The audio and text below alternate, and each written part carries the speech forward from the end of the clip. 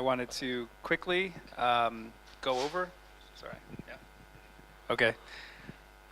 Thank you all for great questions earlier in the last session.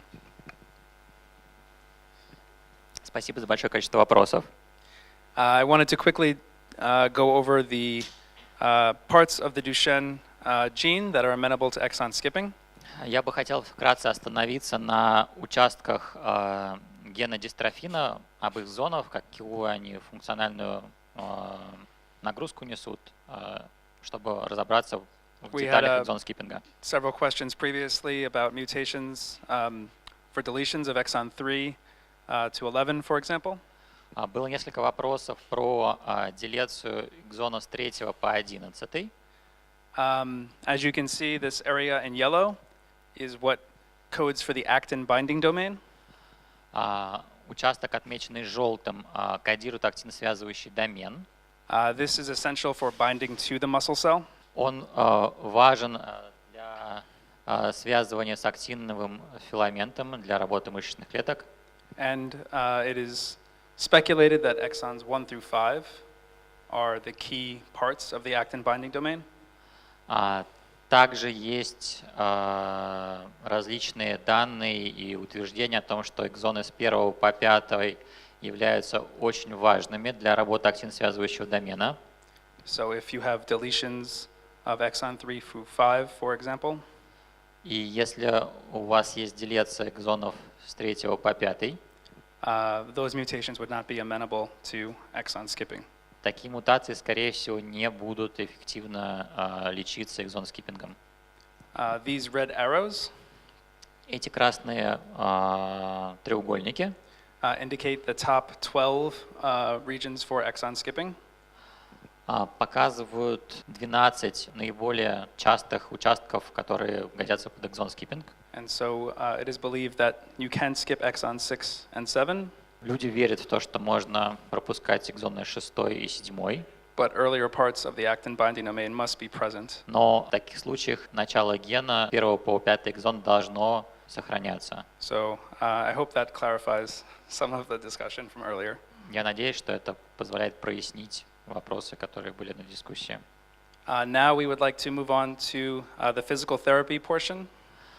Сейчас я хотел бы переключиться на часть про физическую терапию. I have a comment. We have two questions from YouTube about your part. Okay. У нас есть два вопроса с YouTube. Читали о том, что сейчас проводятся испытания по использованию стероидов один раз в неделю, и о том, что это более эффективнее, нежели ежедневный прием и с меньшими побочными эффектами. There were written somewhere that there were trial on using steroids once a week, and it could be more effective than everyday usage, and there are less side effects. Is it right? Yes. So occasional dosing does generally produce less side effects. Если вы реже принимаете стероиды, соответственно, можно ожидать меньше побочных эффектов. And so in patients who don't tolerate daily steroids, this can be considered. И для пациентов, которые не выдерживают ежедневный прием стероидов, это может быть как опция. However, most data show that daily dosing Однако большинство данных указывают на то, что ежедневное использование is more beneficial to patients with Duchenne. Лучше помогает, чем дозирование раз в неделю. And this makes sense because the muscle in Duchenne is constantly being assaulted by inflammation. Это можно объяснить тем, что мышечная ткань у пациентов с дистрофией Дюшенна постоянно атакуется иммунными клетками. And so to combat this daily inflammation, daily doses of steroids are needed. И чтобы избавиться от этого воспаления, необходимо принимать стероиды ежедневно. There is one side effect of deflazacort and steroids. It actually is positive. The fact that the boys do not get to be very tall is actually a benefit because the taller the boys are, the more difficult it's going to be for them to move later on, and the more difficult it's going to be for caregivers also. So I think a lot of people look at short stature as negative, but it can be positive. Один из отрицательных эффектов приема дифлозакорта – это маленький рост, но на самом деле это может быть по-честному не минус, а плюс. Что, во-первых, таким детям, которые меньше ростом, легче ходить, им не надо таскать так много веса на себе. Во-вторых, в будущем для тех, кто будет за ними ухаживать, это тоже в помощь. То есть это может быть как минус, так и плюс. Рассматривается как минус, так и плюс.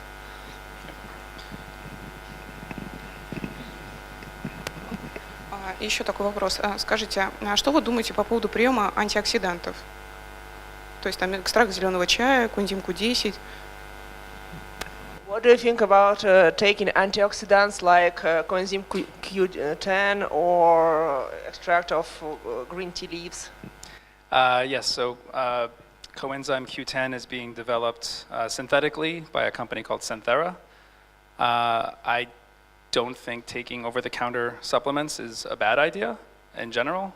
I think that coenzyme Q10 is safe, and so it can be given.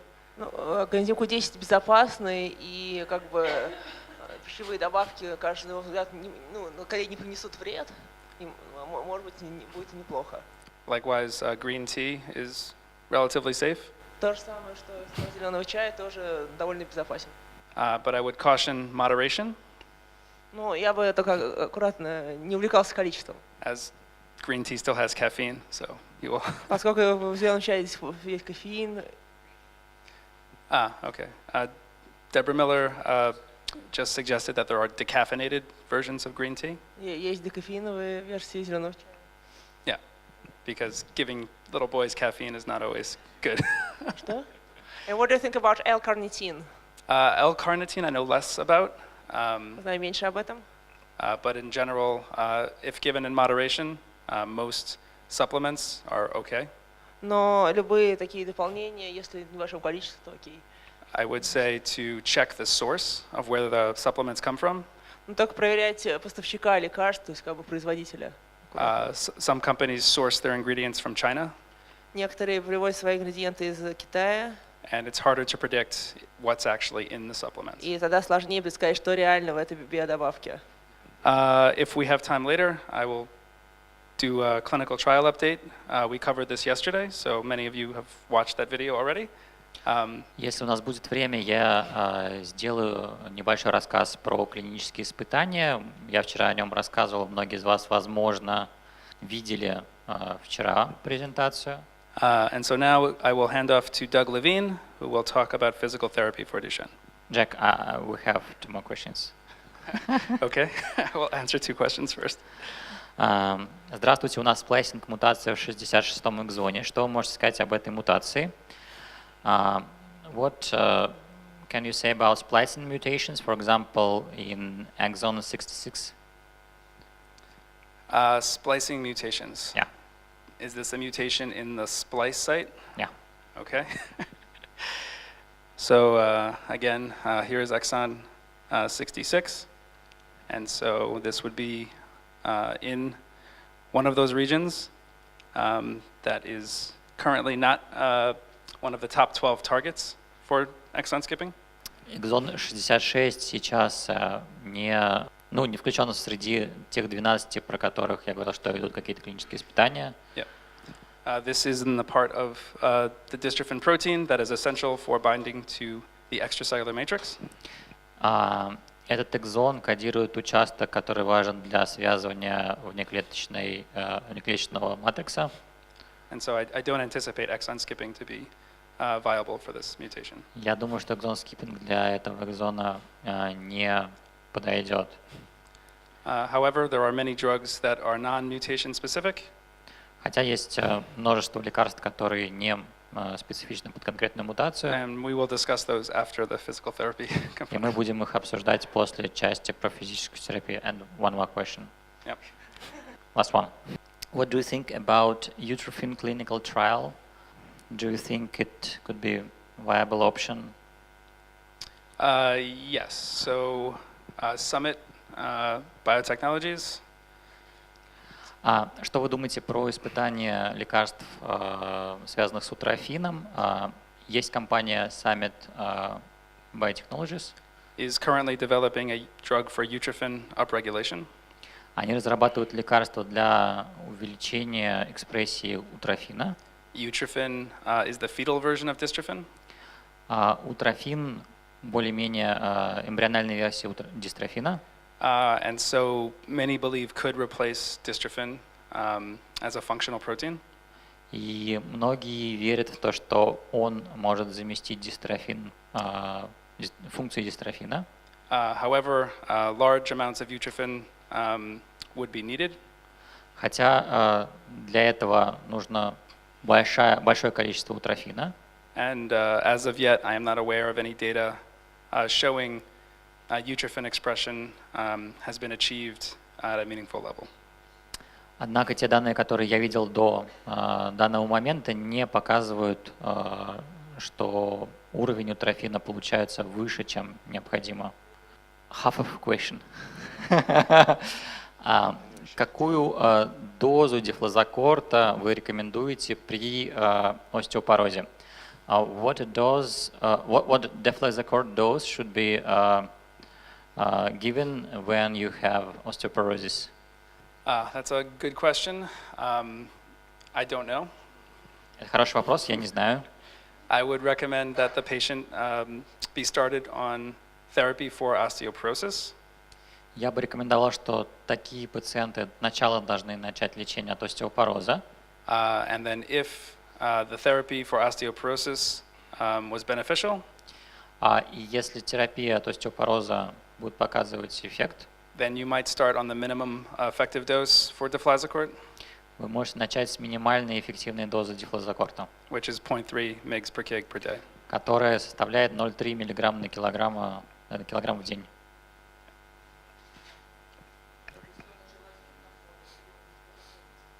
And if osteoporosis is a result of deflazacort,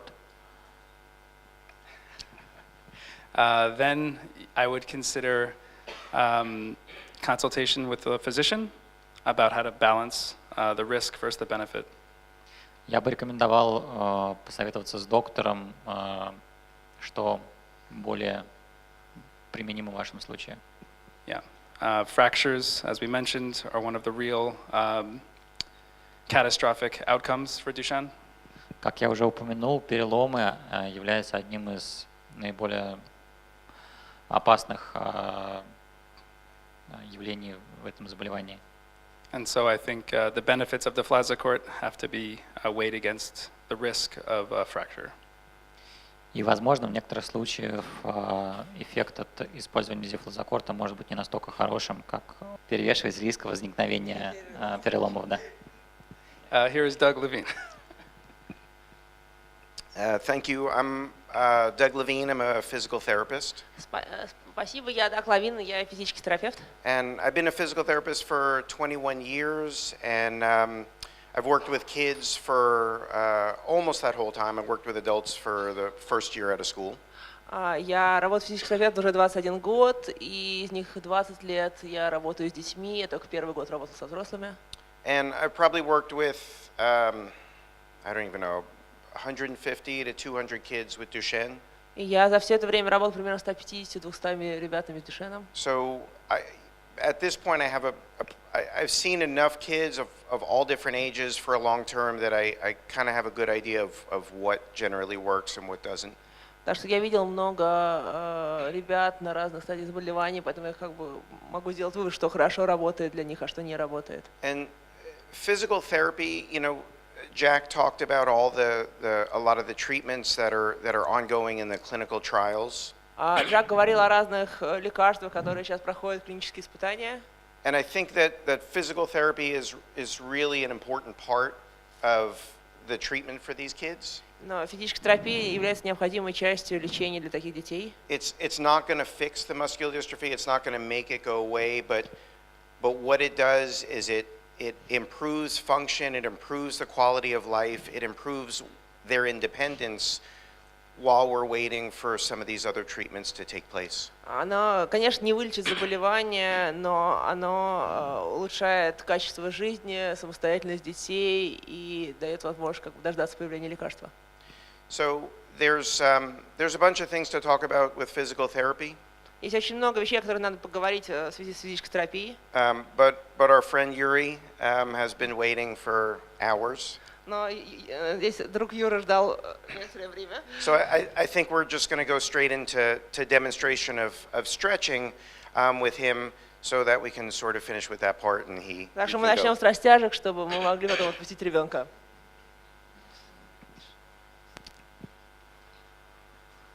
Oh, thank you. So just some general guidelines with stretching. Для начала основные моменты для растяжки. So a few things. First of all, it really is best when it's done every day. Во-первых, лучше всего она помогает, если ее делать каждый день. There's not really that much of a benefit or really at all if it's done once or twice a week. От нее вообще нет никакой пользы, если ее делают 1 или 2 раза в неделю. To really affect the tight muscles, it needs to be done every day. Чтобы действительно помочь, ее нужно делать каждый день. And when we're doing the stretches, and I'll demonstrate all the there's about 6 of them that we're going to do. So there's about 6 stretches that we're going to demonstrate. Я покажу 6 видов растяжки. And whenever you're stretching, it's really important. First of all, it shouldn't be painful for the child. Во-первых, растяжка не должна быть болезненна для ребенка. It might be a little bit uncomfortable because we're stretching a muscle, but there's a difference between discomfort and pain. Она может быть немножко неудобна, но есть серьезная разница между немножко неудобно и больно. So also, whenever we're stretching, each time we want to hold that specific stretch for 60 seconds. Когда мы делаем растяжку, важно, что нужно каждую из растяжек делать 60 секунд. Without holding it for that long, if you just hold it for 15 or 20 or 30 seconds, then the muscle kind of acts like a rubber band, and so it just kind of goes back to how it was. Пока ты тянешь 20-30 минут, она сначала как вот 20-30 секунд, если тянешь только, то она как резинка еще, она сразу же вот растянулась немножко и ушла обратно. Если тянешь дольше, то она потихоньку растягивается. So we need to hold the stretch for 60 seconds. Так, поэтому надо держать растяжку 60 секунд. A lot of times what you'll see too is as you move into the stretch, initially you want to go until you get a little bit of resistance. И когда ты как бы входишь в растяжку, ты двигаешься до тех пор, пока ты не почувствуешь чуть-чуть сопротивления. And then a lot of times after about maybe 15 or 20 or 30 seconds, the muscle relaxes a little bit and you can get a little bit more И stretch. сейчас через 15-20 секунд ты чувствуешь, что мышцы немножко расслабляются, и ты можешь чуть дальше продвинуть растяжку. You also, when you're doing the stretching, you want it to be comfortable for you too.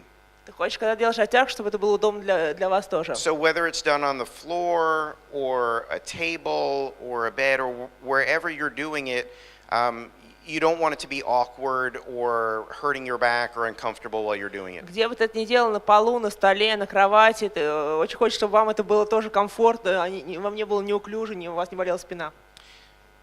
And again, I can't stress it enough. I mean, doing it every day is so very important. Я не могу даже до конца указать вам важность, но делать это каждый день очень важно. So you want to work it into kind of a time that's convenient for you.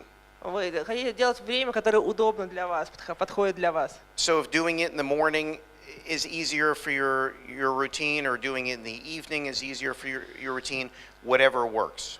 Делайте ее утром, если это удобно для вашего распорядка дня, или вечером, все что угодно, что будет подходить для вас. Okay, so any questions about just an overview of stretching? Какие-то вопросы? Do you have to warm muscles before, like the bath or something? So that's definitely helpful. You Это помогает. want your boy's body to be relaxed. Ты хочешь, вы хотите, чтобы тело вашего сына было расслаблено? So a lot of people will do it like after a warm bath. После теплой ванны, например. But again, that doesn't always work for everybody, but definitely warming the muscle slightly helps. It relaxes the muscle. Легкое нагревание мышц расслабляет мышцы. So, so my body position when doing this is probably not going to be optimal because I don't want to block your view. Мое положение моего тела, да, во время растяжек будет, может быть, не оптимально, потому что не хочу вам заблокировать вид. So again, I'll kind of describe to you how it should be, you know, in best case. Я покажу вам, как это должно быть в наилучшем случае. So there are six main muscle groups that tend to get tight with these boys. Есть 6 основных мышечных групп, которые становятся более зажатыми у таких мальчиков. So the first is the hamstrings, which is the muscle behind the thigh. Первое это задняя сторона бедра. So what you want to do, and so this is easiest and best to do with the child laying down. Это проще делать с лежащим ребенком. You can do it in a seated position, like if you had to do it with a child in a wheelchair, but it's easiest and it's best to do it laying Можно down. делать это сидя, например, если ребенок в инвалидном кресле, но самое простое дело, когда ребенок лежит. So with all these stretches, one other thing is you want to move slow. If you move the body parts too quickly, they're going to tighten up. Вы хотите двигаться очень медленно. Если вы двигаетесь слишком резко, то мышцы ребенка зажимаются. So if we're stretching the right hamstring, Если мы тянем правую заднюю поверхность бедра, so what we do is we bring the hip and the knee to 90 degrees, мы поднимаем бедро и коленку по 90 градусов. and then I place one hand here at the knee and then one hand under the heel, Одну руку кладем на колено, другую под пятку. and then slowly come up И медленно разгибаю, until I start to see some resistance. пока я не начинаю Start to чувствовать feel some resistance. пока я не начинаю чувствовать некоторое сопротивление. So for him, it's about there. Для него это примерно здесь. And also really important, you want to look at his face because Так что хочешь not смотреть all на его kids are going to лицо. tell you. But if you're coming up and you know they're making a face like it's painful, then you might need to back off a little bit. Если вы видите по лицу ребенка, что ему немножко больно, то может So немножко вернуться назад. So I hold there, and then if I feel a little bit of relaxation or letting go, I'll come up a little bit more. Я держу там, но если я чувствую, что он немножко расслабился, то я еще чуть-чуть усиливаю растяжку. So the movement is basically from here Коленка, движение преимущественно отсюда and up. и вверх. So there's not, you know, however much you need to move to get a stretch is good. Some kids are really tight, and maybe going from here to here is Yeah. going to be enough of a stretch for them. У некоторых детей более зажатые мышцы, и для них вот такого маленького движения будет уже достаточно. But it's really important to keep everything in line with the body. You don't want to bring it in or bring it out. Но очень важно сохранять But really- линии тела, не загибать ни внутрь, ни наружу. Okay. And so what I'll usually do is I'll usually do 2 or 3 times with each one. Я обычно делаю 2 или 3 раза с каждой ногой. 2 or 3 times on the right, 2 or 3 times on the left. 2-3 раза на правую, 2-3 раза на левую. And really the whole, all of these stretches, holding it for a minute, doing both sides, you know, it shouldn't take more than 15 or 20 minutes. Это не должно занимать, все растяжки там, держать минуту, делать с обеих сторон, не должно занимать больше 15-20 минут. And if you're limited in time and you can only do once with each muscle, that's better than not doing it at all. Если вы ограничены во времени, можете делать только один раз с каждой мышцей, это лучше, чем не делать вообще. So the next one is it's called the gastrocnemius. It's the calf muscle. Sorry, I have a question. Do Yes. you need to change one leg to other leg when you're trying to repeat the same muscle? Вам нужно менять ноги, когда вы растягиваете одну и ту же группу мышц? I don't think it makes a difference. I mean, with some kids, it just depends on their tolerance. So some kids I'll do 3 times on the right, 3 times on the left, and then other kids I'll do right, left, right, Да, left. Right, кажется, left. это нет большой разницы, что это зависит от того, как ребенок это переносит. Некоторым он делает 3 раза на одной ноге, потом 3 раза на другой, а некоторым проще, когда то на одной, то на другой. Is that what you're asking? Yeah. Okay. So the next muscle is the calf muscle, Следующая это икроножная мышца. and you actually have 2 muscles of the calf. Реально там есть 2 мышцы. You have the gastrocnemius, Есть мышца, которая называется гастрокемиус and the soleus. и солиус. So there's just basically it's just two different ways to stretch it. So for the first one, it's easiest if you have like a little pillow or a little towel. You want the knee on just a little bit of a bend. Для первой группы мышц хорошо, если у вас есть какая-нибудь подушка или полотенце скрученное, которое вы кладете под коленку. So yeah, anything works. Just to get the little bit of a bend there. Да, все что угодно. And then what I'll do is usually have one hand. You never want to, when you're doing these, you never want to push down on the knee. Вам никогда не нужно давить сверху на коленку. Oh, that would be great.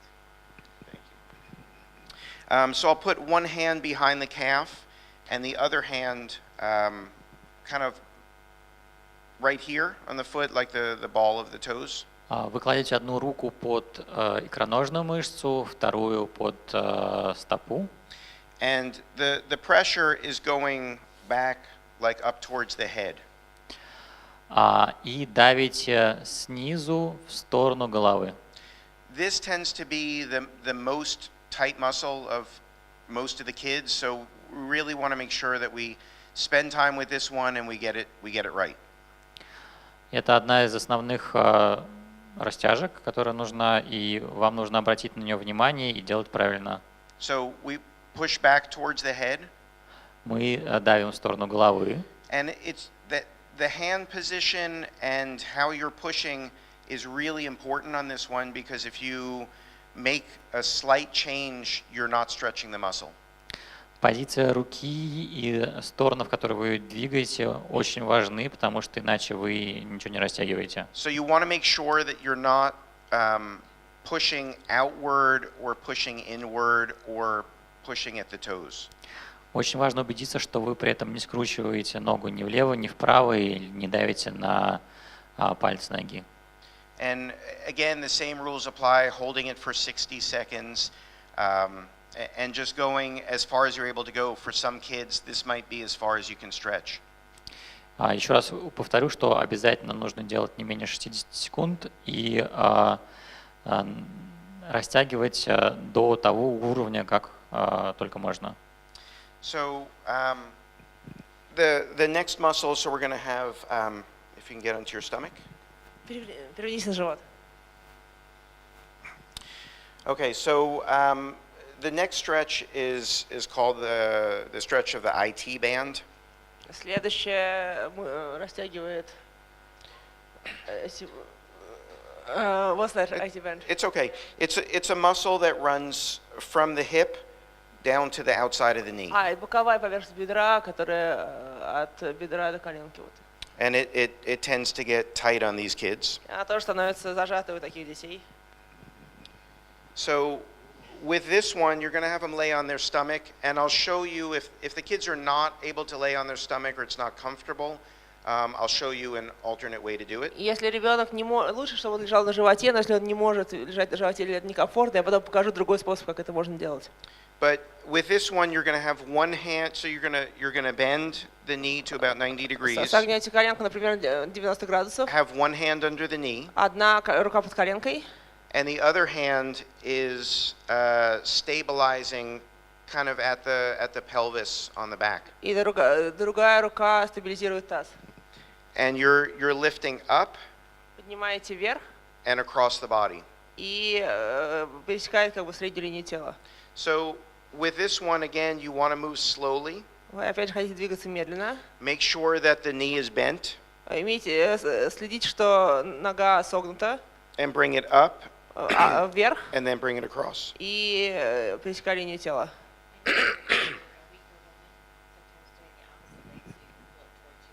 Yeah, I think it is easier to do that if, switching sides and pulling towards you. Sometimes it's hard to kind of lift and sort of push across. Иногда проще не толкать от себя, а тянуть на себя, то есть делать как бы противоположно от себя ногу.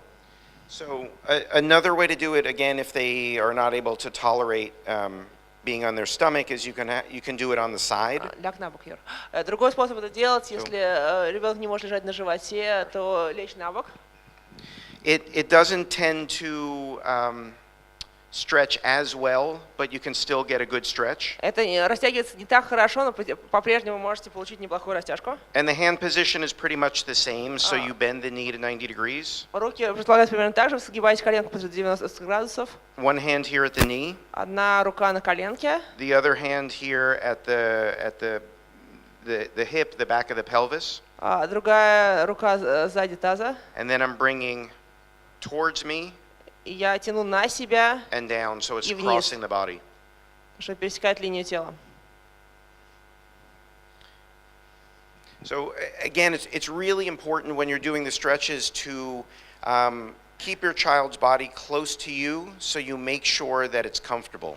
Важно сохранять как бы тело ребенка близко к себе, чтобы вы были все время убеждены, что ему удобно, комфортно, и вам удобно. If it's really uncomfortable or you're not in a good position, 60 seconds is a long time. Если вам очень неудобно, то 60 секунд – это очень большой промежуток времени. And I really encourage you the first few times that you do this to actually time yourself. Первые несколько раз, которые вы делаете, реально засекайте время. Because 60 seconds is a lot longer than you think it is. 60 секунд намного дольше, чем вам на самом деле это кажется. So the next one, can you lay on your stomach again? На живот. Следующая растяжка. So the next one is the other calf muscle called the soleus. Другая мышца, икроножная мышца, называющаяся солиус. So for this one, we're just laying on the stomach, Лежим на животе, bending the knee. сгибаем коленку. And I'll usually, so I put one hand, it's the same stretch hand placement as the second one. Одна рука лежит так же, как во второй растяжке, So right here by the kind of the base of the на toes. основании пальцев. And then I usually put the other hand kind of back here just to stabilize. И обычно вторую руку сзади икроножной мышцы, чтобы для стабилизации. And then the push is down towards the table. И толкаем вниз к столу. Again, the biggest thing with this is just to really make sure that you're not rolling the foot in or rolling the foot out, but making sure that you're going straight down. Самое важное — не заворачивать стопу ни внутрь, ни наружу, а давить ровно вниз. You'll actually get, with this one and with the second one, you'll get a lot more movement if you roll the foot in or out, but then you're not actually stretching the muscle. Если вы вдруг завернете стопу внутрь или наружу, вы получите гораздо больше диапазон движения, но реально вы не будете растягивать мышцу. You're essentially just stretching out the ligaments of the feet, and that's not good. Вы будете просто растягивать связки стопы, а это нехорошо.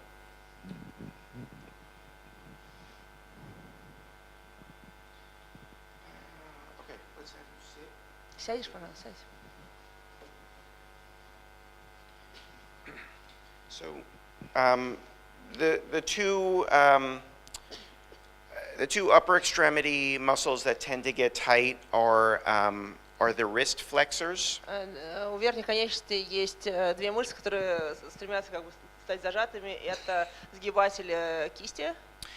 And then also the muscles of the forearm that kind of tend to roll the hand this way. It kind of get tight into this direction. И мышцы предплечья, которые закручиваются, как бы пытаются закрутить руку. So I really encourage the stretching of the upper extremities, even if you don't think that there's any tightness there. Я реально воодушевляю, как бы хочу вас воодушевить, чтобы вы делали эти растяжки тоже, даже если вам кажется, что там нет пока никаких зажатостей. Because the kids tend to get tight in those muscles, and if they end up sitting a lot or they're in a wheelchair, those muscles do get really tight. Эти мышцы становятся зажатыми, особенно если они очень много сидят или сидят в инвалидном кресле, то они становятся более зажатыми. As far as the wrist extensors, I'm sorry, the wrist flexors. Сгибатели руки. So usually just kind of keep the arms slightly bent. Рука слегка согнута. And then I take the fingers and the hand, Беру руку и пальцы. and we just kind of roll down.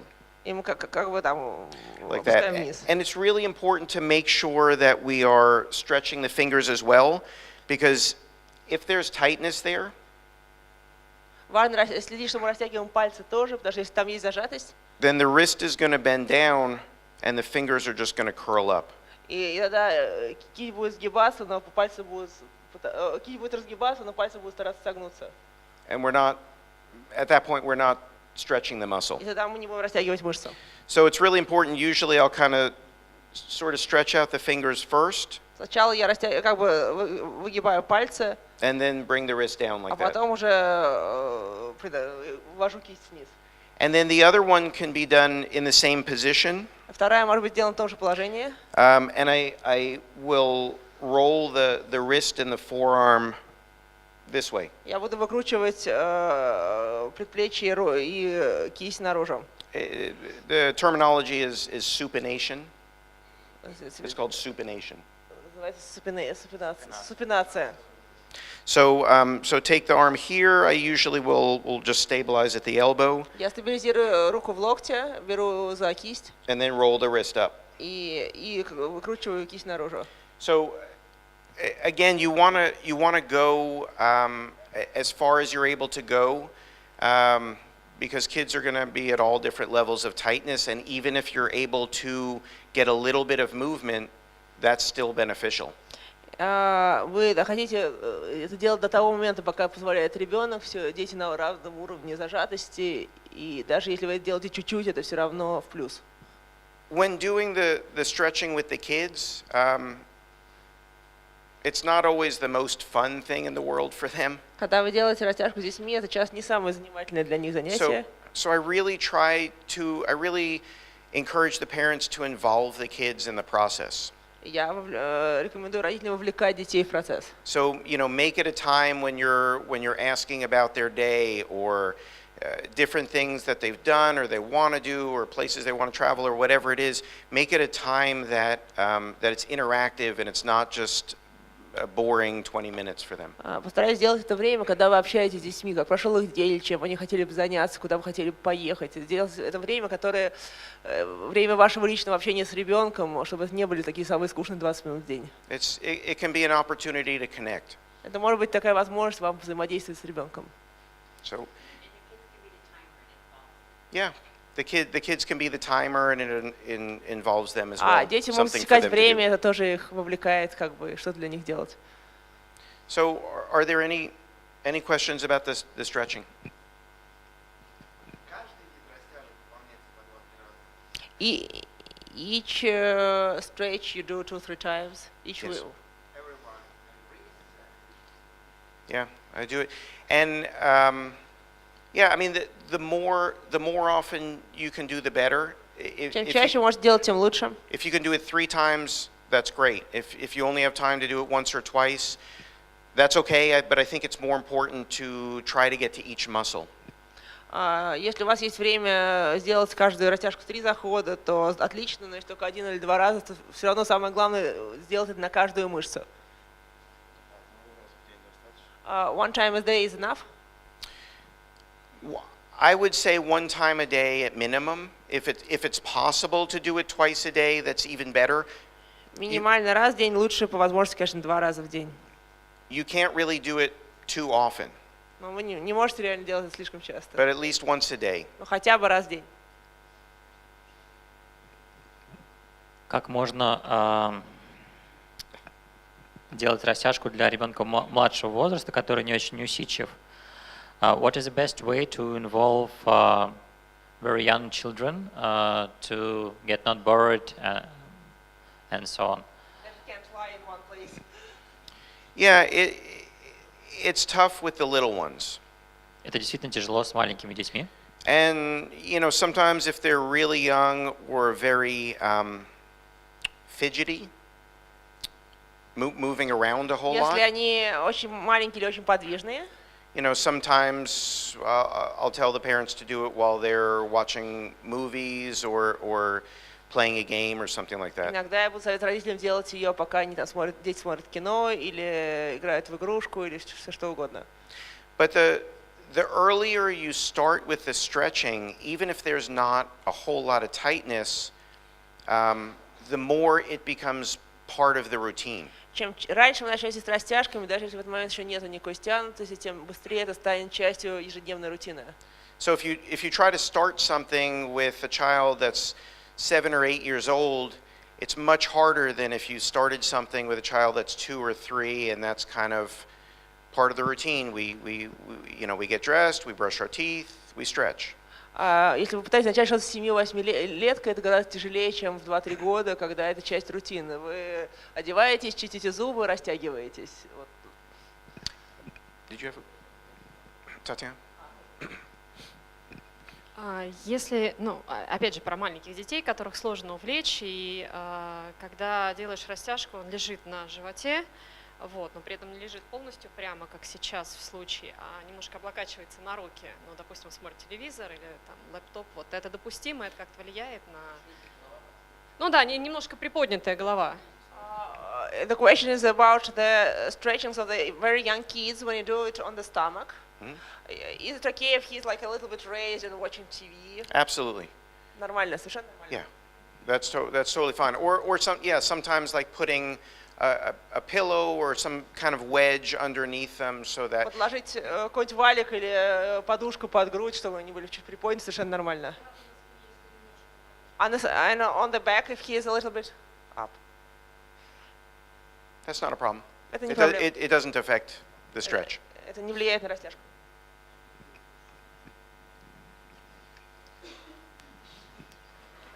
У меня такой вопрос. Я хотела бы уточнить. Мы сейчас говорим по поводу растяжки именно мышц, а сухожилия, которые тоже укорачиваются, которые тоже помогают спастике. Now we talked about stretching the muscles, and what about the сухожилия? The a heel and heel part, tendons, tendon. They are also get shorter and. The tendons? Okay, so the heel cord, the two muscles of the calf make up, they go from muscle to tendon. Две мышцы икроножные переходят в ахиллово сухожилие. And they insert down into the foot. И вставляются в крепятся к ноге. So the two stretches. Поэтому две растяжки, которые мы показывали. For this one. Вот это и вот and this это. one are the ones that stretch the heel cord and the tendon. Они растягивают также и ахиллово сухожилие. So when you're stretching the muscle, you're essentially stretching both the muscle and as it goes into tendon.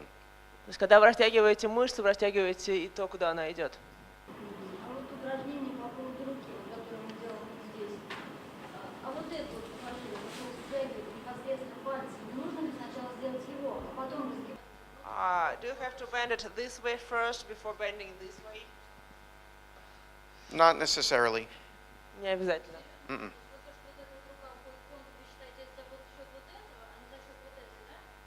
The thing that hands goes like this, you think it's not because of this, but because of this? Correct. Yeah, да. Correct. But I would say, I mean, sure.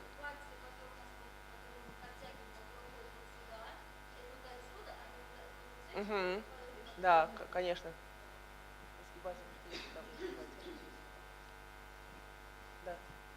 Okay. Okay. So it's can I just so it's not going to do anything bad if you do like this first and then go back. There's no harm in that, and if it feels better to him, it's okay to do. От этого нет ничего плохого, то, что сначала согнете, прежде чем разгибать. Если ребенку-то так будет от этого лучше, ну окей. В этом нет ничего плохого. Нам в больнице по-другому показывали первый год. Сказали делать множественные повторения. Я, например, сейчас делаю 30 раз. Каждое это упражнение по 30 раз. Короткие. 30 times each. In the hospital, they were shown that you should do like 30 times each movement, but for the short time.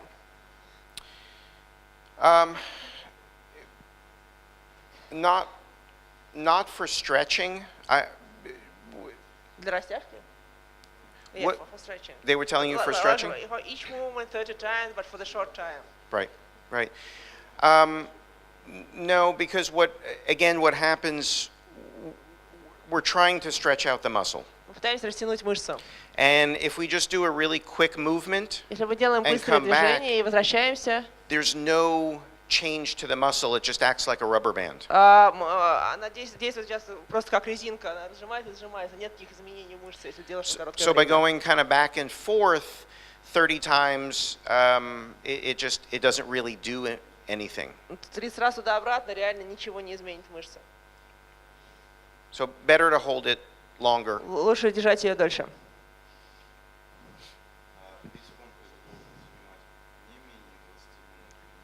The whole complex of stretching should last not more than 20 minutes or not less than 20 minutes.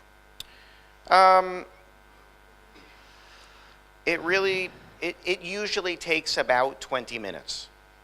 So it just depends on,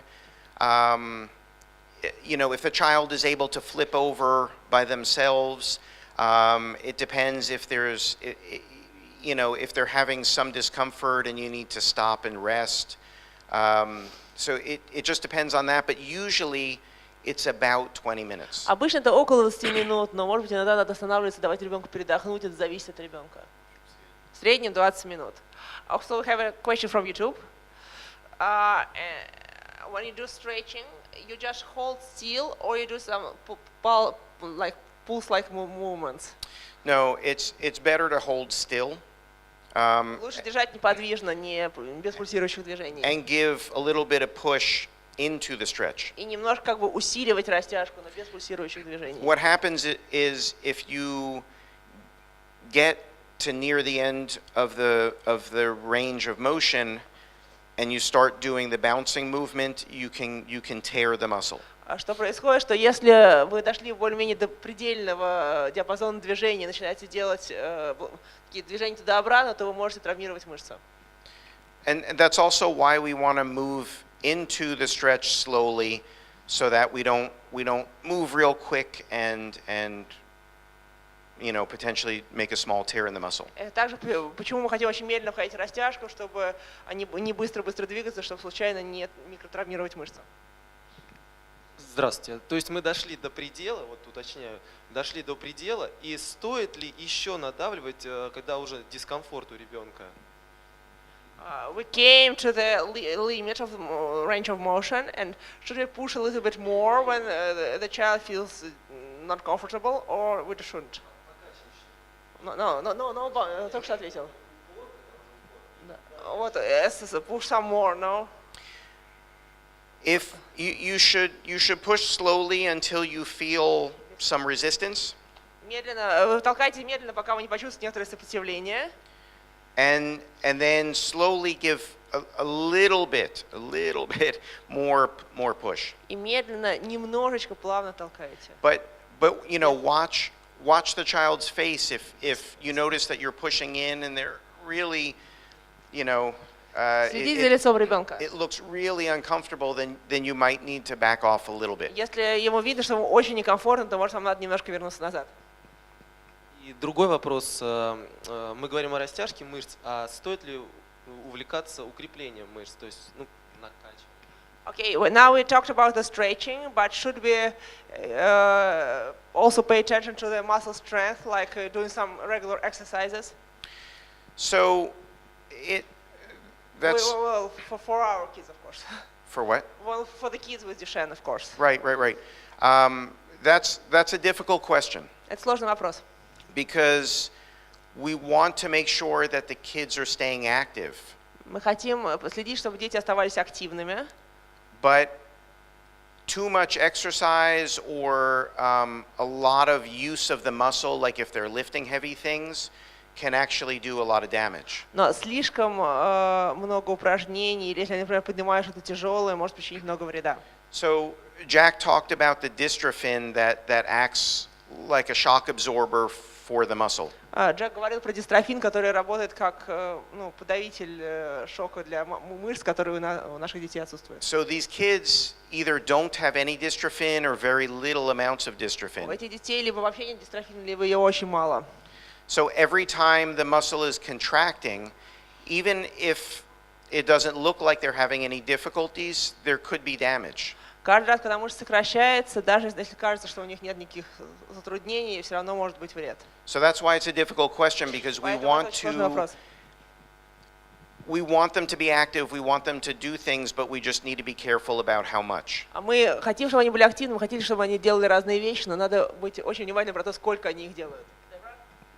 Yeah, so I believe that when the kids are young, they don't know how to monitor themselves yet, and it's very likely by the time they get tired, they've already done some muscle damage. And so I'm a firm believer that you really need to monitor the kids and try, and they need to be active, but they need to stop before they get fatigued. Дебра также уверен, что пока дети маленькие, они не очень умеют отслеживать свое состояние и понимать, когда они уже устали, и когда они останавливаются, они уже слишком устали, уже нанесли какой-то вред мышцам. То есть вам надо следить за активностью ребенка и часто останавливать его до того, как они почувствуют сильную усталость. And Some static things for the stomach, or some static planker exercise. anything where the muscle is having to work a whole lot, there's the potential for damage. Если мышца сильно напрягается, то есть потенциал ее повредить. So a general rule is that strengthening is not good for these kids. Глобальное правило, что укрепление их не очень хорошо для детей. And we'll go into that a little bit more.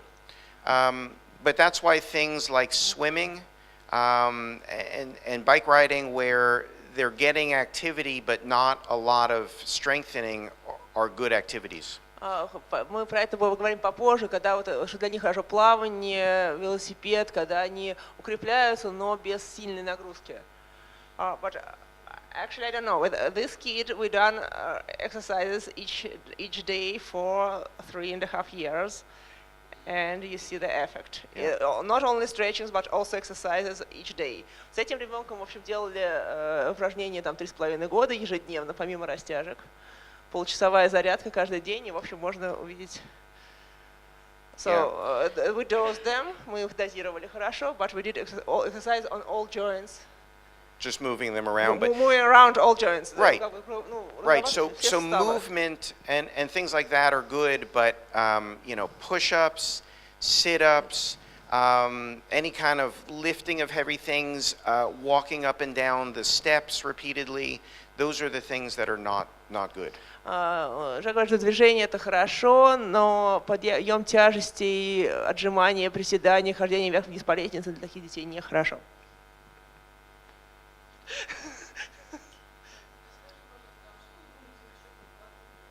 What do you think about trampoline jumping?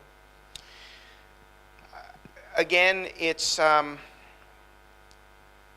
probably not good, because when you're jumping on a trampoline, you're using the calf muscles a lot to jump, and so every time that you come down and come back up, you could be doing damage.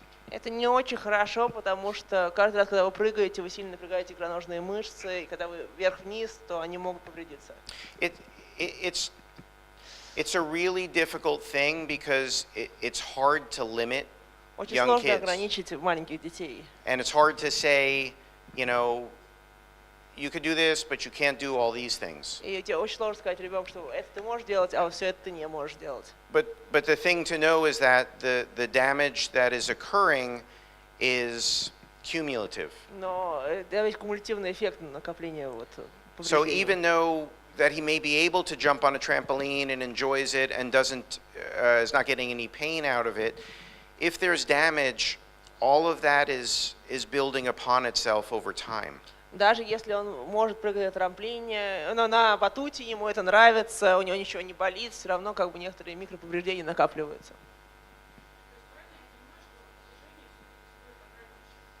You should. You are doing stretching, but do I understand right that you should like limit the movements of the kids? I'm not sure I understand. Limit the movements. Limit the physical activity of the kids. Limit the physical, in You terms should- of what they're doing. Ну, смотря что они делают.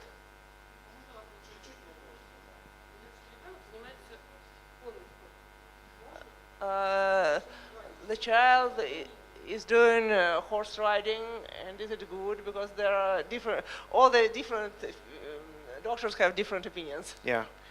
I don't think, I'm just trying to think about that. Go ahead, if you have input. Yeah, I think horseback riding is fine as long as they're just sitting on the horse and walking slowly. If they have to use muscle, that's not good. And they definitely don't want to fall off. Что если ты просто лошадь ходит шагом, она не ездит, то хорошо. Но если он ездит быстро и надо очень сильно использовать мышцы, то это нехорошо, там напряжение мышц сильное.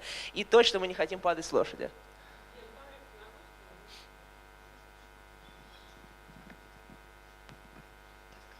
Стоит ли ограничивать хождение ребенка по лестнице?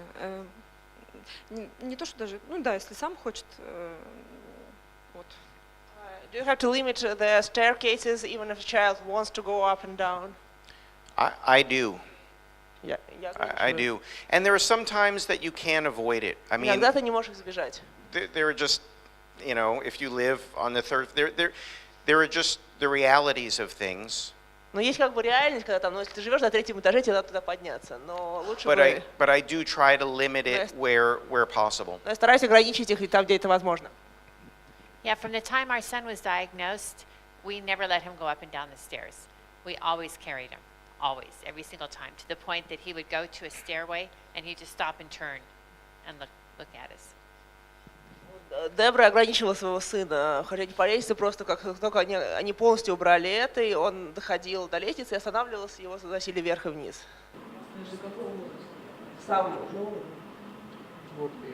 Ну, смотрите, мы поднимаемся сейчас 4 ступеньки. But for four stairs, it's okay, like for the elevator. Yeah, I mean, if that's what I'm saying. If you have to do stairs and there's no other way around, then that's okay. Thank you. But if you can avoid it, if there's a way to go around so you don't have to use the stairs, that's better. Do you have to stretch the arm also? Not only. Do you have to stretch the arm also, not only the forearm, but the. Yeah, you know, there are other stretches to do, and we could, you know, take a lot more time to do stretches. Yeah.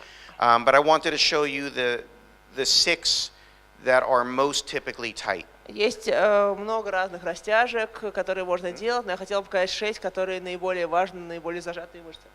So, you know, certainly if something else is tight, then it should be stretched. Естественно, если что-то тугое, ее надо растягивать. So, also, if you go to the Cure Duchenne's website. Также, если вы пойдете на сайт Cure Duchenne. Is there a link to? Do you know if these YouTube videos are linked to? Yeah, it's all on cureduchenne.org and then there's videos. Okay, perfect. So, Jennifer, one of our other physical therapists, has put together a series of videos, and they're on YouTube, and they're also linked at the website. Дженнифер, другой наш физиотерапевт, сделала серию видео с растяжками, которые есть на YouTube, на нашем канале, а также есть ссылки оттуда с нашего сайта. And they're great little videos that are anywhere from like 4 minutes to 7 minutes long. И они отличные маленькие видео от 4 до 7 минут длиной. And she demonstrates everything, and there's stretching and equipment and swimming and school information, everything. Она показывает все, это растяжки, плавание, оборудование, прожить в школе, про все. I think there's 18 of them total. Нам кажется, есть примерно 18 таких видео. And they're very visual, so even if you don't understand the English part of it, it's really easy to see what she's doing, and she demonstrates all of the stretches that we И did. они очень визуализированы, поэтому даже если вы плохо понимаете английский, вы все равно из картинки поймете, о чем нам идет речь.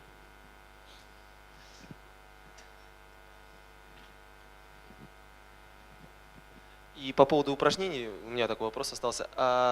Если ребенок сам будет делать там наклоны какие-нибудь, самостоятельно сидя, стоя, это вредно или полезно, когда он сам?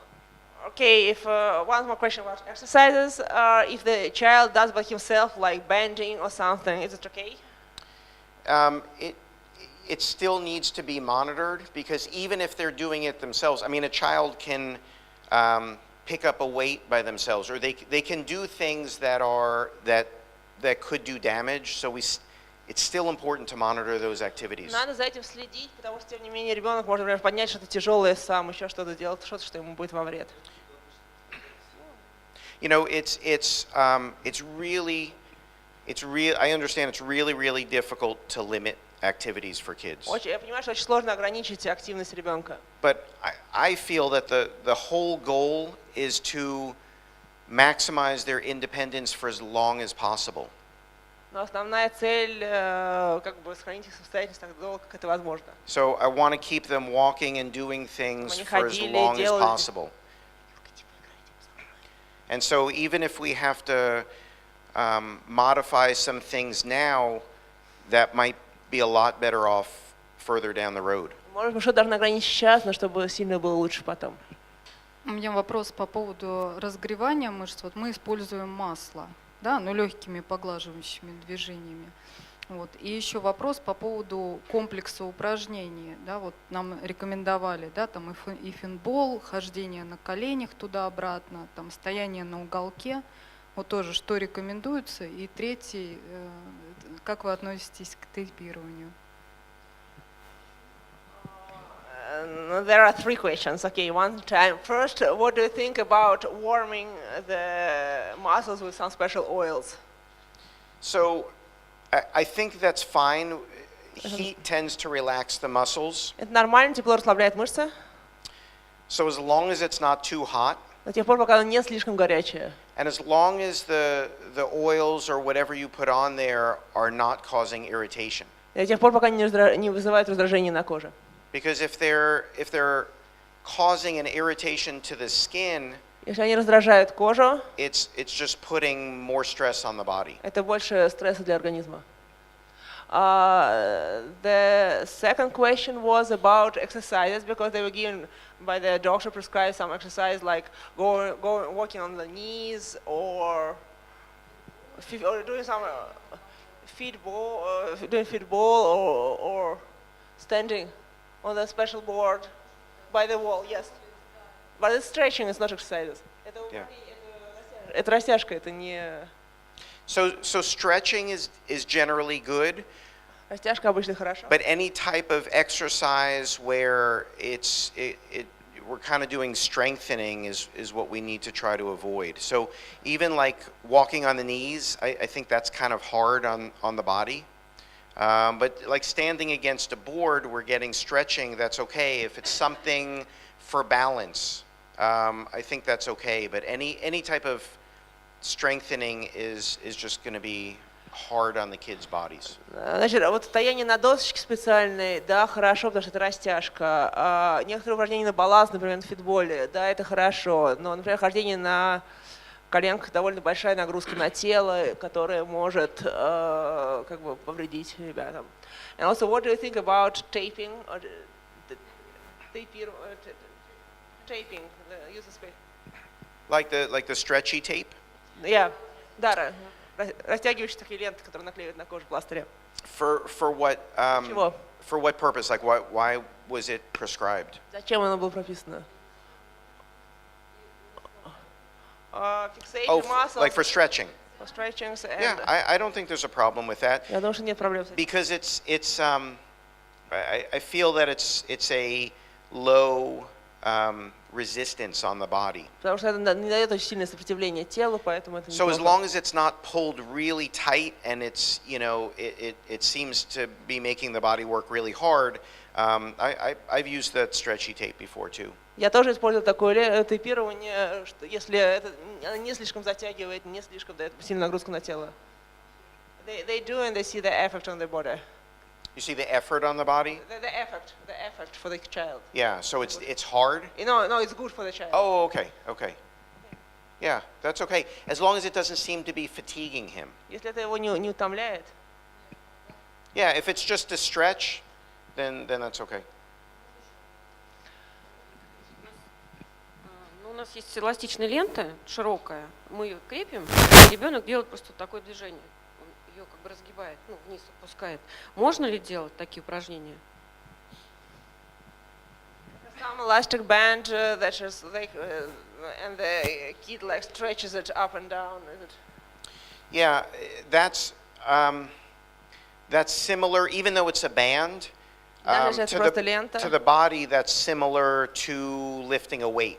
Это напоминает как бы для тела подъем веса.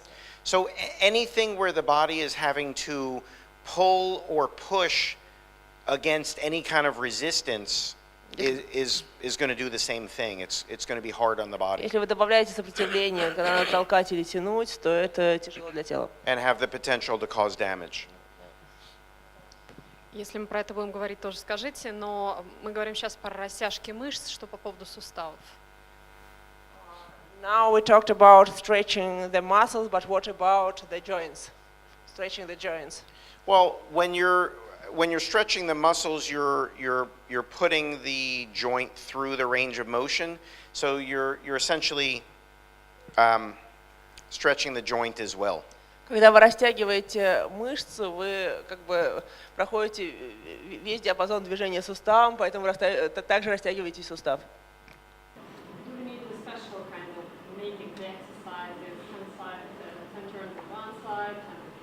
Нужны ли специальные... Do you need some special exercises? Sorry. Okay, tell both ways. Do you need some special exercise, like 10 times this way, 10 times that way? 10 раз туда, 10 раз обратно, разрабатывать суставы во всех направлениях. I don't think so, because I think by keeping the kids stretched out, Я так не думаю, мне кажется, просто сохраняя детей растянутыми and having them go through their normal day, и проходя обычный свой день, they're going to get that range of motion when they're, reaching in a cabinet or, stepping over something. So they're getting that movement throughout the day. они сами соберут движение за день, когда зачем-то тянутся, через что-то переступают. And when they're non-ambulatory, Then it is more important to do more general range of motion, to stretch out the muscles and stretch out the joints. тогда уже более важно как бы сохранять весь возможный диапазон движения, растягивать и мышцы, и суставы. Yeah, that's why I was saying I don't want you to think that the 6 that we have are the only ones to do, but if anything is tight or if anything is not moving very well, then it's good to stretch it out, whether it's joint or muscle. Я не хочу подумать, что эти 6 растяжек все, что надо делать. И если что-либо зажато, где-то тяжелое движение, то это место надо разрабатывать.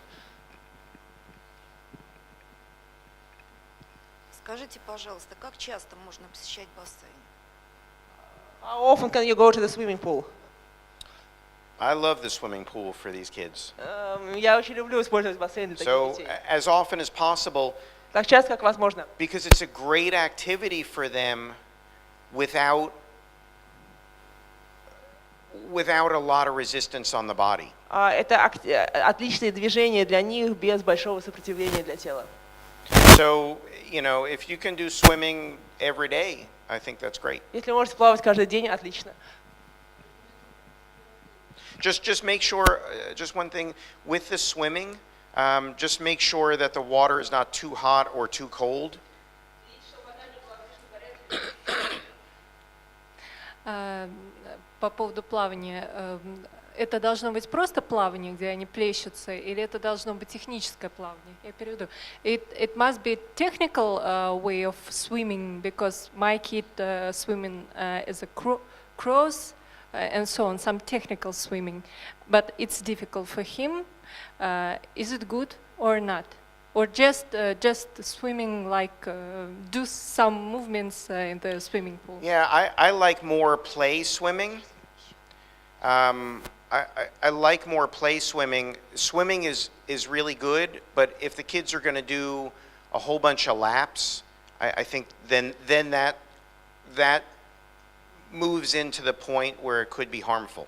Мне больше нравится, когда это просто игра в воде, если, допустим, у тебя есть много-много кругов, тогда сильно усталость, это может быть вред. And about kids yoga, what do you think about kids yoga, детская йога?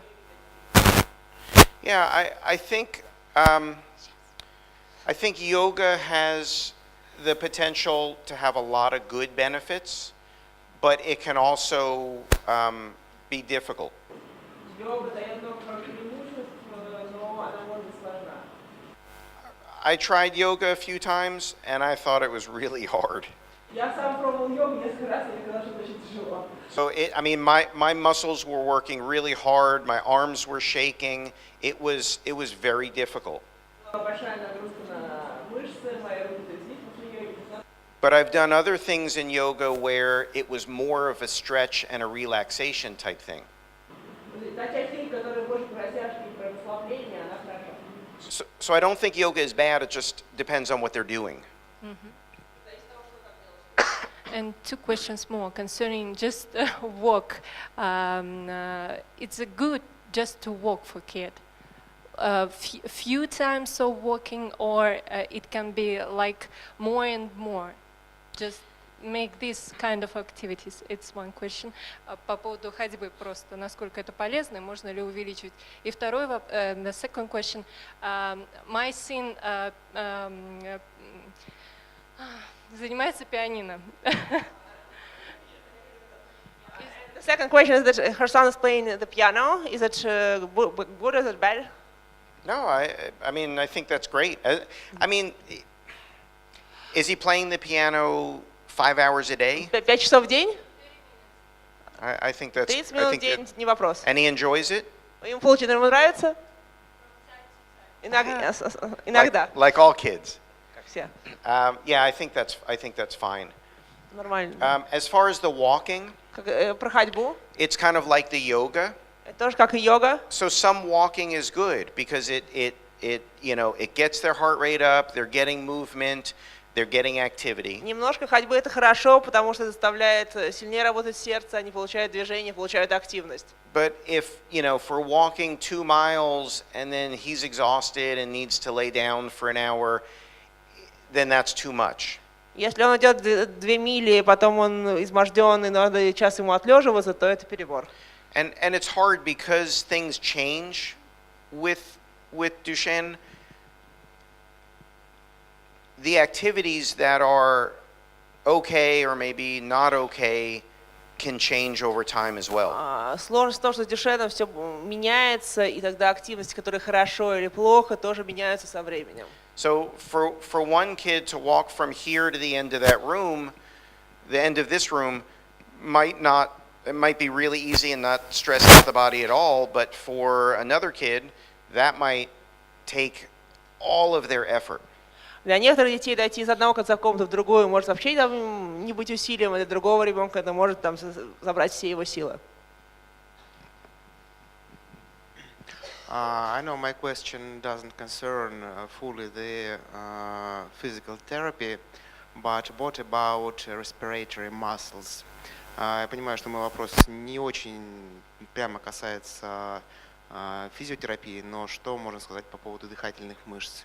Maybe singing or playing some musical instruments. What is known about this? Что известно насчет такой вещи, как пение или игра на музыкальных духовых инструментах? Yeah, I think that's an excellent question, and I think that's really important to address. Это очень важно на это обращать внимание. And maybe you can show some exercises for that. I can call you if you need. It's okay. With the physical stuff, with walking and doing the stairs, those are things that we can easily see. С физическими упражнениями, как хождение по лестницам или просто хождение, то, что мы легко видим. But the respiration stuff is not something that's we don't as easily see that, but it still needs to be worked on. It's very Но important. их дыхательную функцию мы не так можем легко увидеть, там нарушение дыхания, но это то, над чем надо работать. So I think something like singing, like playing a musical instrument, like swimming, where they're holding their breath, Those are great activities. Пение, играние на духовых инструментах, плавание, когда они задерживают дыхание, это все отличные активности для дыхательной What системы. tends to happen is as the kids get weaker in the muscles, all the muscles get weaker. Когда они слабеют, все мышцы слабеют. And so the muscles that expand and then compress the rib cage get weaker as well. И мышцы, которые раздвигают и сдвигают грудную клетку, тоже становятся слабее. And if the kids are not working on this, then they get less and less expansion and a shallower and shallower breath. Если над этим не работать, то у них меньше и меньше как бы растяжение грудной клетки и более поверхностный вдох. So I try to show parents during the physical therapy, I try to incorporate it into what I do. И я стараюсь показывать родителям во время физической терапии, что я делаю также с дыхательной системой. So anything you can think of where they take a deep breath in or have to hold a deep breath and then really blow it out are good activities. Все, что вы можете придумать, где им надо набрать много воздуха, сдержать, или набрать воздух, а потом весь его выдуть, любая такая активность будет для них хороша. So sometimes we'll play games like with a straw, trying to inhale and pick up objects or pieces of paper off the table with that. Иногда мы будем брать трубочку коктейльную и пытаться через нее вдыхать и удерживать до конца бумажку на столе и так собирать бумажки со стола. Or like a folded up piece of paper will sit across the table from each other and try to blow it back and forth and see who can push it over the line first. Или там сложный кусочек бумаги, сидя со столом с разных сторон, дуть на нее, и как бы типа кто ее скинет со стола. So, and a technique, and this is also, if you look it up on YouTube, there are many videos of this. На YouTube также много видео этого. On your site? It's not on our site. Не на его сайте. But it's something called breath stacking. Что-то, что называется breath stacking. And basically what it is you have the child take in a deep breath and hold it. Если коротко объяснять, то вы должны набрать глубокий вдох, ребенок должен набрать глубокий вдох, удержать его. Hold it for about 5 seconds. 5 секунд держать его. And then try to take in more breath И on постараться top еще раз of that. вдохнуть, не выдыхая. And then try to take one more breath on top of that. Each time holding it. Каждый раз удерживая это. So what you're doing is you're trying to force them to expand the lungs and expand the rib cage. Что вы стараетесь заставить их растягивать легкие и грудную клетку. And then you blow it out. И тогда вы уже выдыхаете весь воздух после And you can вдоха. do that a couple of times. И можно делать это несколько раз. And there's been a fair amount of research showing that kids that did this on a regular basis scored much better on these pulmonary tests. И есть исследования, что те дети, которые регулярно делают такое упражнение, гораздо лучшие результаты получали на функции внешнего дыхания. А какие виды растяжек категорически противопоказаны нашим детям? Are there some kind of stretchings that are not good for our kids? Like that we shouldn't do? That are prohibited for our kids. I don't think so. Я так не I would думаю. say no. Я бы сказал нет.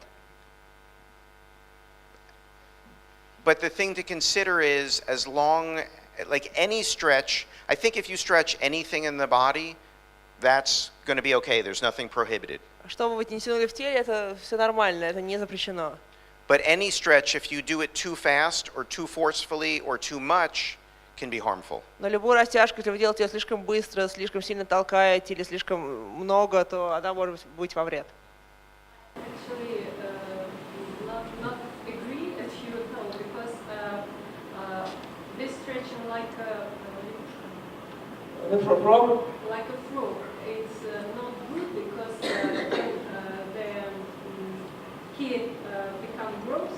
He trying to move their feet outside. That's why it's that kind of stretching for us. Yes, out of this.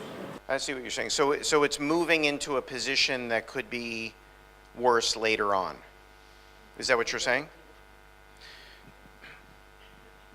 They're talking about the frog movement when they sit like this with two legs. That is not too good because when they lose some muscle strength, that They tend to go into that Yes. position.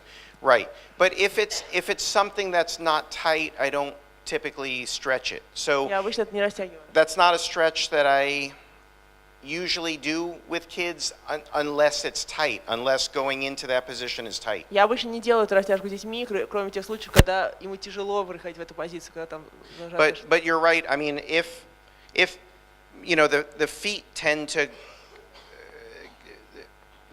get tight into going down. Но нога обычно становится более зажатой, когда она идет вниз. So I don't typically stretch into that position as well. Я обычно не тяну в это положение. У наших врачей существует расхожее мнение по поводу назначения массажа. Кто-то назначает, кто-то не назначает. Ваше мнение по поводу массажа?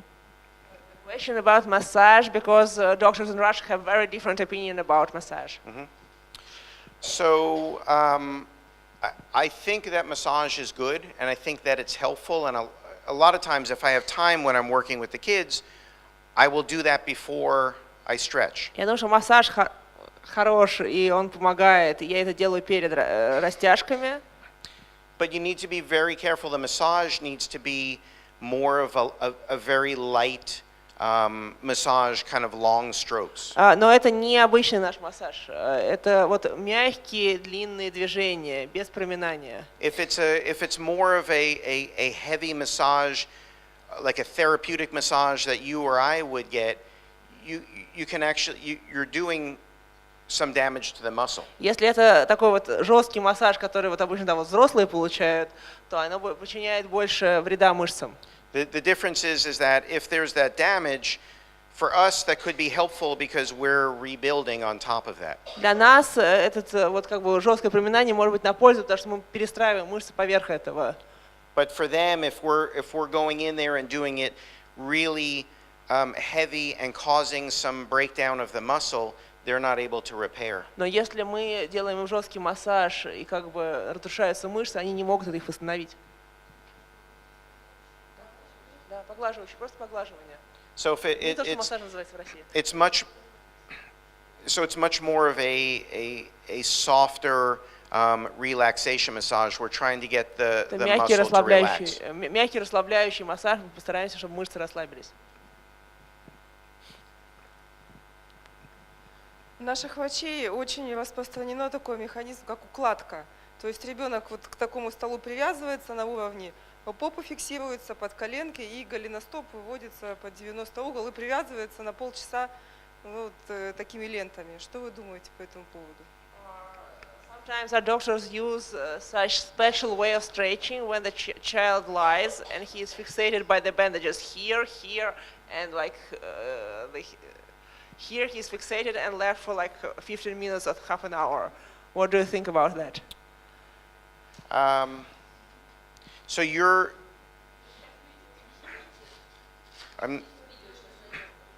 They can show you a video. Okay.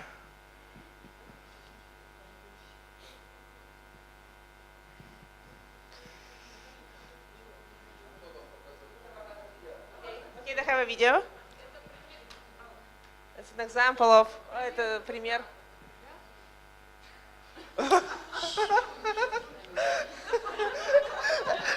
Take photo of the face. Сфотографируйте лицо.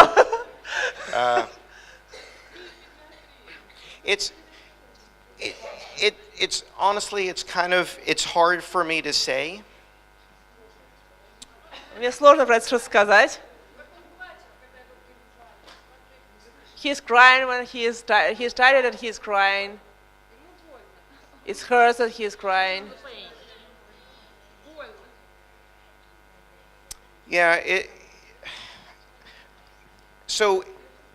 it's hard for me to say because it's hard to see exactly what's going on. Сложно увидеть, что на самом деле происходит там на этом видео. But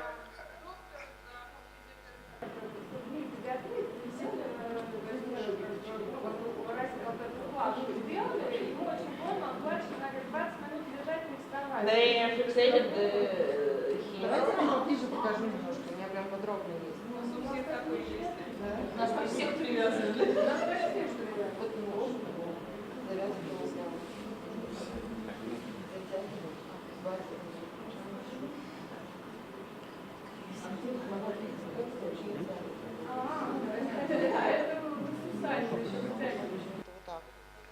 No, no, no.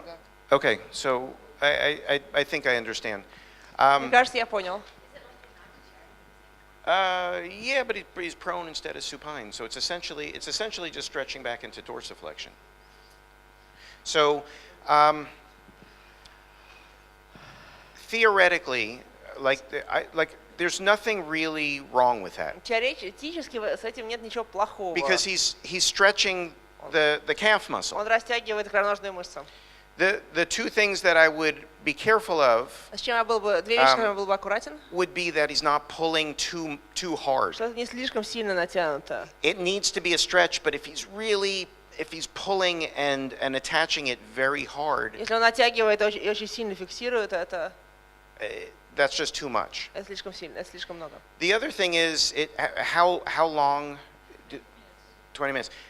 I think that's hard for anybody to lay on their stomach for 20 minutes, Любому тяжело лежать 20 минут на животе, especially a little kid. тем более маленькому ребенку. So there are ways that you can do that in sitting. Ты можешь this. то же самое делать в сидячей позиции. You know, and then have them read a book or watch a movie or something Или interactive. смотреть кино, делать что-то прикольное. It's hard. How do you fixate in sitting position? So you can actually use the tape. What? But there are some straps. Yeah. So you can use straps to do the same thing. Можно использовать ремни. And basically you can around here and then around here and then around here and then around here. Такой восьмеркой вот. So I think the stretch that's being performed there is not bad. Растяжка, которая там делается, она неплохая. But that's for a kid to lay face down Ребенку лежать лицом for 20 вниз minutes. 20 минут. It's kind of a vulnerable position. They don't usually like it. Это очень какое уязвимое положение, которое они обычно не любят. And one more question. What do you think about the child sitting stretching himself like this? Yes. So so one of the videos that Jennifer did В одном из видео, которое у Дженнифер есть, are like 3 or 4 self-stretching techniques where the child is doing it themselves. 3 или 4 способа саморастяжек, когда ребенок их сам выполняет. Not all kids can do it themselves, especially if they're really tight. Не все дети могут делать, особенно если мышцы зажаты. But for a lot of kids, it's a great way to involve them in the process. Но для многих детей это отличный способ вовлекать в And so процесс. she shows like 3 or 4 that the kids can do themselves. И она показывает 3 или 4, которые дети делают сами. There's also something called a NADA chair. NADA. NADA chair. NADA chair. На стул NADA, NADA. So I have no idea if they ship here. Не знаю, доставляют ли их сюда. But it's basically it's just a series of straps. Но в основном это серия строп. So and I've actually had parents that have made something like this before. У меня были родители, которые сами сделали что-то подобное. So it's straps that go around the kind of at the base of the toes. Это ремень, который идет в основании пальцев ног. Then it goes around the body. Потом вокруг тела. And connects on the other side. И соединяется с другой стороны. And so, the child can sit on the floor, on the couch, and I've had kids do it for 20 or 30 minutes before. И ребенок может сидеть на полу или на диване, и при этом дети спокойно в таком положении сидят 20-30 минут. And it's nice because you can roll it up and put it in a bag and you can take it with you anywhere. Очень удобно, потому что можешь там свернуть, положить в чемодан и взять с собой куда угодно в путешествие. After lunch we have a lot of time with Doug, okay? После обеда будет, все после обеда, пожалуйста, ладно? Сейчас перерыв на обед, волевым усилием.